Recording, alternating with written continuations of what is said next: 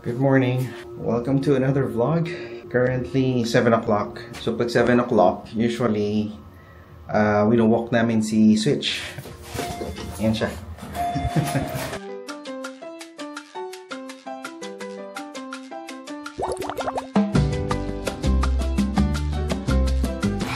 Yun yung regular routine.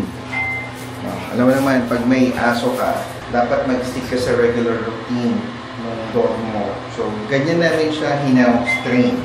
Frequently, pinafollow yung oras para sa gano'n yung schedule niya ng pag-wiwi at saka pag-dumi. Alam niya. Pati yung pagkain niya, ganun din. Si Cal, usually yung tumutulong sa atin sa mga gantong chores.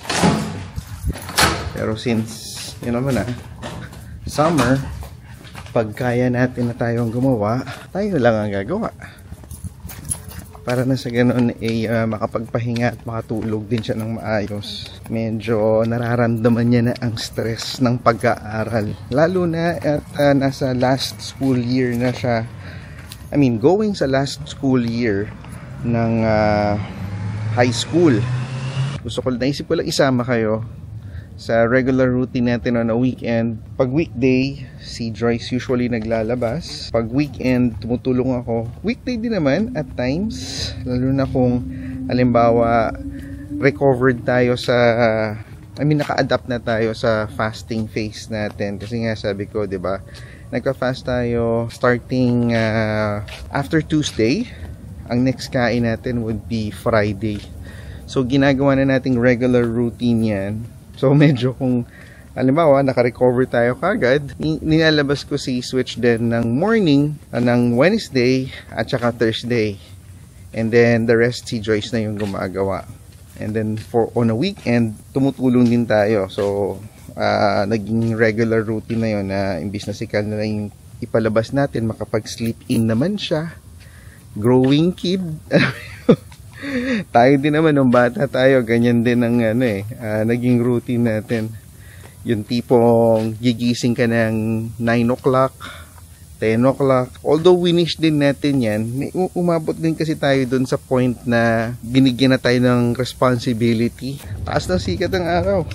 Nakakamiss din siguro yung gantong routine natin kasi di ba pansin nyo yung street namin ang tahimik. Sobrang bilang na bilang yung sasakyan.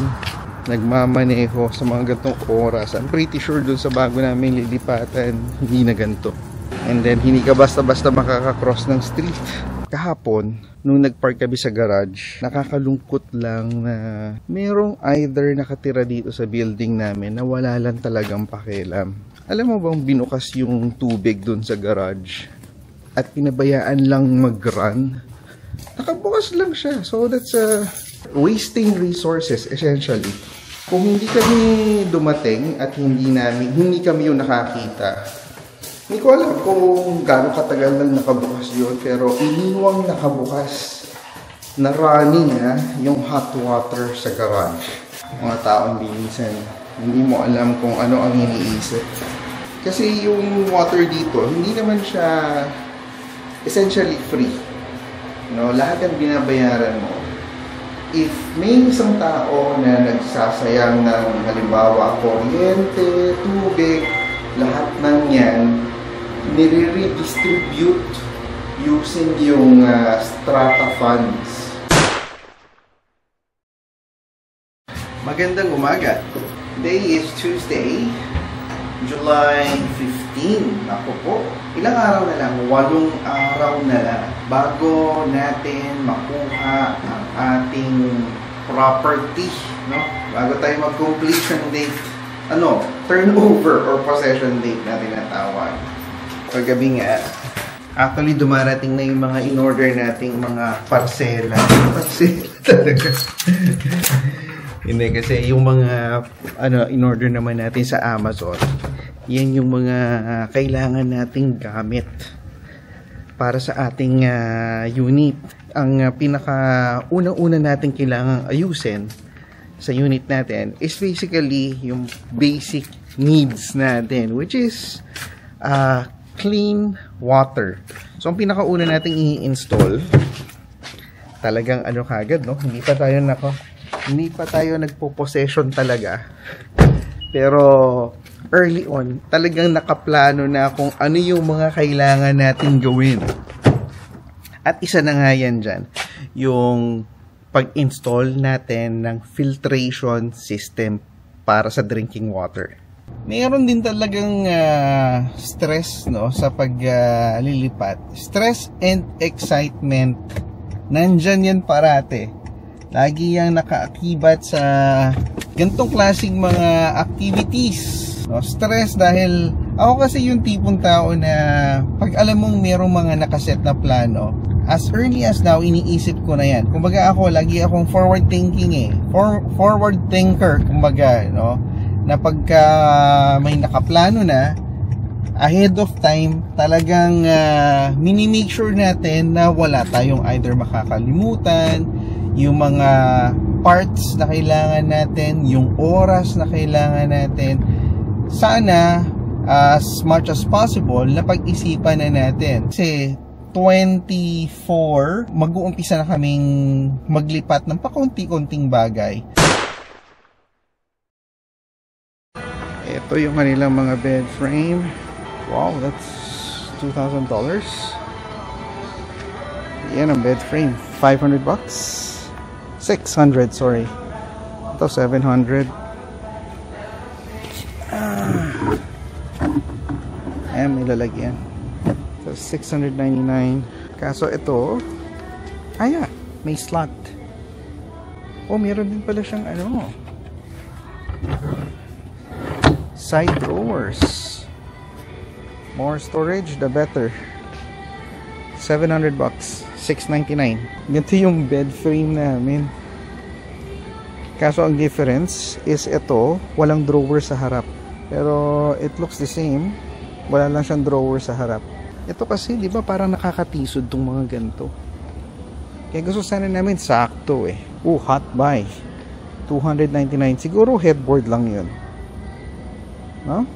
Hindi siya buong frame. Parang masyadong mura. Tsaka, sino bang may gusto ng ganyan? Bed frame. Medyo star-studded, no? Talagang may mga diamante. Ito, $499. Low profile. Ang hinahanap kasi natin yung may storage. Importante kasi yun eh, para at least makatulong sa space or mga things na kailangan mong i-store, like say yung mga linens, diba? Yung mga beddings mo, punda ng unan, covers, duvet. Maganda yung may storage.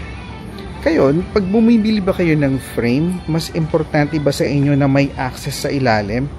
Kasi kami ang ginagawa namin, mas prefer namin na may access sa ilalim para mabilis linisin. Kasi kung wala, kailangan mo siyang tanggalin yung mattress para malinis mo yung ilalim. So, kayo, comment down below, ano yung kinukuha nyo? Kumukuha ba kayo ng bed frame na totally sealed? Yung ilalim, hindi nyo ma-access ng vacuum or broom?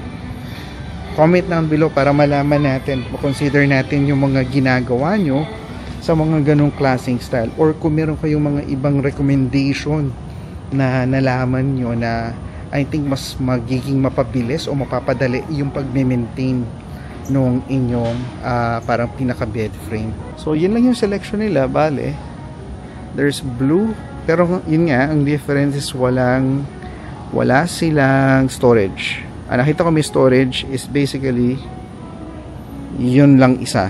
Yung gray kanina na nakita natin, yun lang yung may storage. Anyway, magtitingin muna tayo. Ano mas prefer nyo? Yung tela? Like this? Yan. Yung tela ba yung texture? Or mas gusto nyo yung parang wood? Para mas mabilis linisin. Pag maalikabok, kami ginagawa namin, bina-vacuum namin. Or ginagamitan namin ng lint roller. Para mawala yung mga alikabok niya. Pero kasi kung ano siya, kung wood siya, mabilis lang punasan. Suggest naman kayo dyan sa baba kung meron kayong mga tips and tricks on how to select or ano ba yung mas madaling i-maintain. Itong ano na to, may kasama siyang reading light. Ito yung sinasabi ko na parang laminate siya. Mas madali ba tong linisin? Hindi rin natin masabi, Baligyan yung likod niya. Mas maganda siguro to. Magkano kaya presyo nito? Kala ko ano, disaksak, battery operated lang pala. Itong sectional na to, okay to, 1,198. In terms of size, pero hindi lang ako sure doon sa color ng material. I would rather have like a lighter shade para nang sa ganun mas maganda. Pero yung size niya medyo pasok na rin eh. Importante sa atin ma-maximize natin yung seat seating area sa ating bagong bahay. Tanong natin baka may ibang kulay. Ito maganda din to siguro tong size na to. Gamusa, parang maalikabok. Ayan o, nakikita nyo ba yan? Parang hindi ako swak sa tela na ginamit. Pero light, gusto ko yung gano'n na light. Medyo madami-dami tayong kailangan pag-aralan. So, nagtingin na ako ng dalawang mattress, one bed frame, and then yung sectional. And itong fireplace na to, medyo maganda din, oh. 1,000 bucks. Unahin na muna natin siguro yung essentials. Firm mattress yung hinahanap natin. So, siguro, tanongin natin si Joyce kung anong tingin niya bago tayo mag-decide. May grand opening daw on the 19th. So, I'm assuming baka mas makakuha tayo ng magandang deal kung mag-aantay tayo. And then yung fee nila to remove old mattress, I think it's $15. So yeah, free delivery din para daw sila. Sabihin na natin kay Joyce and then pag-usapan na namin mamaya siguro kung ano yung mga pipiliin namin kung ma-approve. Kasi medyo malaki-laking gastusin and they can deliver daw on the 25th. So may makukuha na pala tayong mattress, no? By the time na nag-umpisa tayong matulog doon sa ating lugar. Maganda sana to eh. Kaso ayoko lang yun talaga yung may corner kasi laging nakakatisod yun eh. Ngayon uwi na tayo. Tanong na natin si Joyce kung ano ba yung papasa sa kanya. Pag-usapan namin, hindi magkukumpita tayo kung magkano yung initial fund na kailangan nating i-out para mabili natin yung kailangan nating bilhin doon sa ating bahay. Okay, uwi na tayo. Kailangan na lumabas si Switch. Hindi pa natin siya na ilalabas. A lot of things to consider.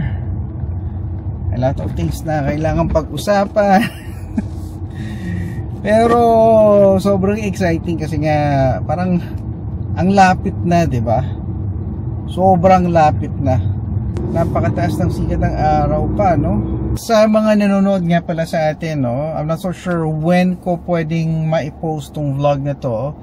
Pero as of to date, mayroong opening sa team namin. So if you would be interested to apply and if you're looking for a job here sa Richmond, sa purchasing field, no, procurement, feel free to submit, create your profile sa website, and then apply for the job para nang sa ganon makonsider kayo, no, doon sa role na currently being posted.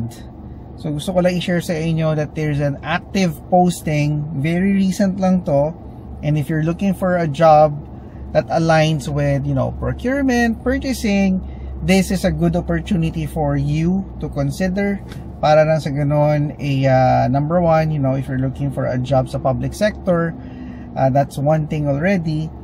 And the environment is pretty good, no, I would have to say. I cannot vet for lahat ng mga potential clients, you know, but I would say the culture is decent as compared to other companies na napuntahan natin. So yeah, just wanted to let you know that there's an opportunity para na sa ganun kung maging interested kayo to apply for a job, then you know, this is the perfect time kasi nga merong recent job posting in the purchasing department.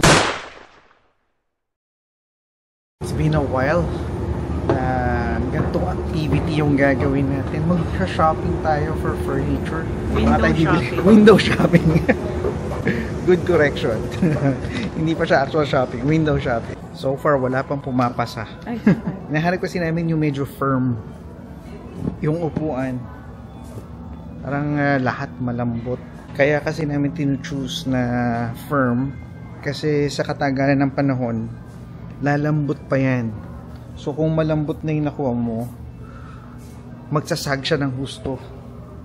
So nag-aalaw tayo ng buffer. Titry mo to. Siguro this is the pinaka firm so far na na-try ko. Dito sa IKEA. Yeah. And the height is okay. Ayan. So mas firm pa dyan yung pinakita ko sa iyo sa The Brick. Mas firm dito. Okay. Para lang magkaroon ka ng sense ng ano yung tinitingnan ko doon. Yun yung color black. Ang problem ko nga lang doon is ayoko kasi sana ng dark color light color. Ikaw ba okay sa yung ganong kulay? Hindi. Hindi, yung dark? Yung sa Parang photo? dark gray. Oo. No. Ako din, gusto ko sana light Pero kung wala kang choice, Pwede na. pwede na. Dito mura ang side table at saka sa JYSK. Less than $100. Mga 79, 65. Ano dito? Console. Entertainment console. Living room storage. Ayan. Storage. This would be nice on the wall. Kano yung mga ganyan dito? $19? Alin? Yung ano, floating shelf? Wall shelf. Yeah. That's not bad. Hindi ko alam kung magkano yun. Yung last time kasi binili ko sa JYSK eh. Yun ang hindi ko sure. Pero may rolling island. Demo ka ng cooking. Just biglang naging restaurant. Mango Jubilee. Bakit may flavor ka na talaga kagad? Oo. Mango Jubilee. Hindi ba alam yung Mango Jubilee sa Doña Nena? Hindi. Mango Jubilee? Kumakain ng bata kayo. Not familiar. Meron ako nakuha mga parang fireplace. Nasa $1,000 pala yun sa The Brick. Shortcut to IKEA restaurant. Tingin tayo na ano, side table din dito. On night table. Ayan. Baka nasa bedroom yun, babe. Living room to eh. Nilampasan na natin Hindi naman siguro. Lagpas ba tayo sa bedroom? Oh, di ba yun yun? Yun na yun, yeah. That's it. This is good for me. Like you just don't get it. Magkano yung ganyan? 17? Ayun, 17.99. $18? Kasi alam mo, hindi ko pa alam yung price. Ano? Storage sa living room. Yun ang... Closet sa room nila, mama. Oh, dito pala nila binili yung mga Oh, for this is for the hanging. kitchen. Yung ganyan, Ito, mga dining room. Mahaba yung table na yun. Yung table na yun, tignan natin. Dining? Mahaba. Yeah. 6, 8. Parang picnic table. Not a fan. $1,000. Ang kagandahan, I think yung ganyang size would fit our dining space. Ito. Ito ang bedroom area. Ayun, Ito, mga side table. Pero mahal din, oh. $159 Ano ito? for that. Lint roller. This one is $80. Not even super nice. I know. This one's okay for me. $20. Is that too low? Looks like it. Parang you need something... Medyo dapat kasi, huwag ka munang maghanap ng side table. Pabagay mo sa kama. Sa kama, no? Yeah. Correct. Kung gantong gusto mo kulay. Iba-match mo. Tama. Parang ganun. Sige, hanap tayo ng bed frame. Princess. I want the room to be like that. Princess room. Naghahanap ka ng pang princess room. Wala tayong princess. Ganda yung mattress. Yeah, mas firm pa dyan yung tinignan ko. Na yung mga corner doon sa taas, sa may paanan, nakakaano yan tisod. Gusto nyo ba ng ganyang bed frame? May parang mga bookshelf. Parang uncluttered. Yung kama natin ngayon, kinakalma pupunta?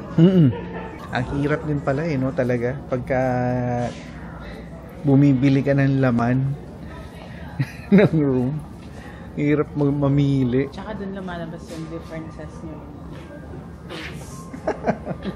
Oo nga. Gusto nila daddy to, firm. Patingin ako kung gaano ka firm. Ito kasi foam to, babe. Ito yung hinahanap nila lagi. Oo. Oo. Parang ito nga. Ganito na double. Bumili ka na. Double is How much? 339. Oo. Yung tinitignan ko sa The Brick na mattress talaga siya na double. 1,553. Yung queen version noon nasa 1,560 o 1,590. Parang nasa gano'n. Pangit yung spring. Tumutusok yun sa likod eh. Yung spring mattress, di ba? Comment down below, anong ginagamit yung mattress? Ito hindi siya firm. Oo. Ano ba? Spring mattress ba? Or foam mattress yung ginagamit nyo? Or lapag. Or ano? Lapag. Anong lapag? Papag yung ano, yung wood. Ano yung lapag? Lapag is you put down. Okay. Sorry naman.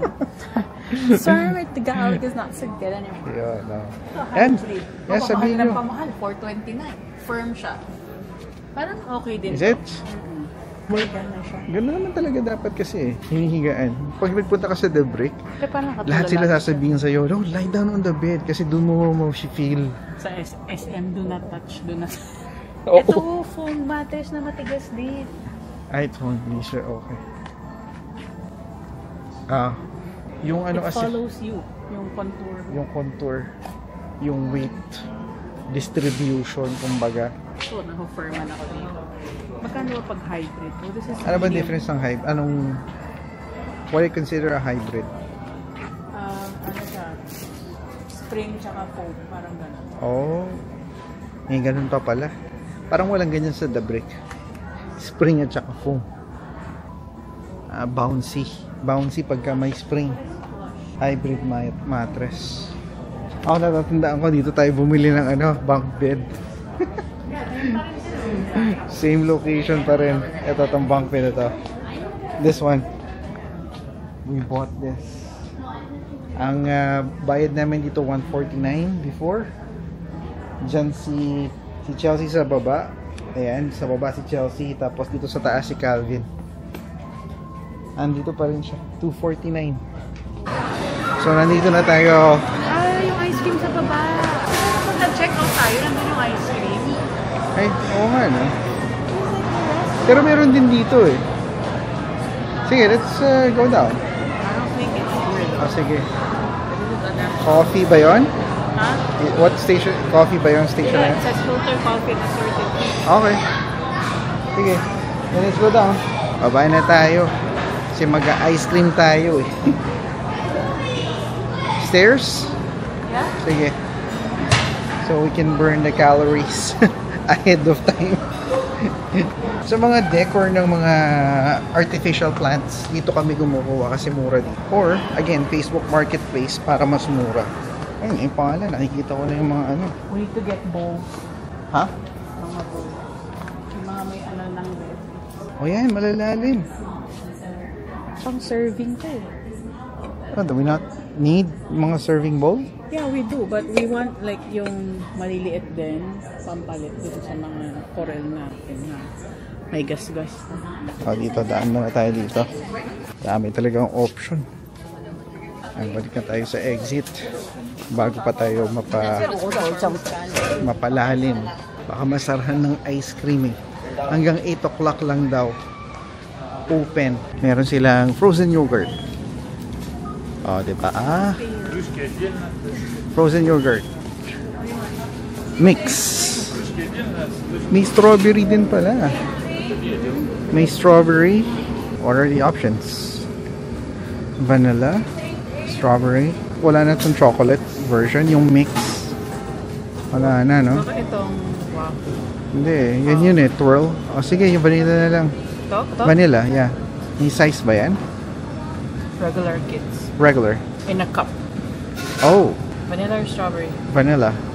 Oh, $5. Wala nang regular cone, kundi waffle cone na lang. Pasara na siguro. Kaya tinanggal nila. Yeah. Hindi na kumuha ng stock. Kukunin natin. Parang nalungkot ako nung nakita ko. Bakit? Kasi konti lang eh. Konti? Oo. Usually matangkad to eh. Ito, konti. Ay, yun ang maliit. $1.50. Ang liit nga. Para sa mga nagda-diet, matuwa na tayo sa nakuha natin. city of mine. How I love the city of mine. It never gets me down, city of mine.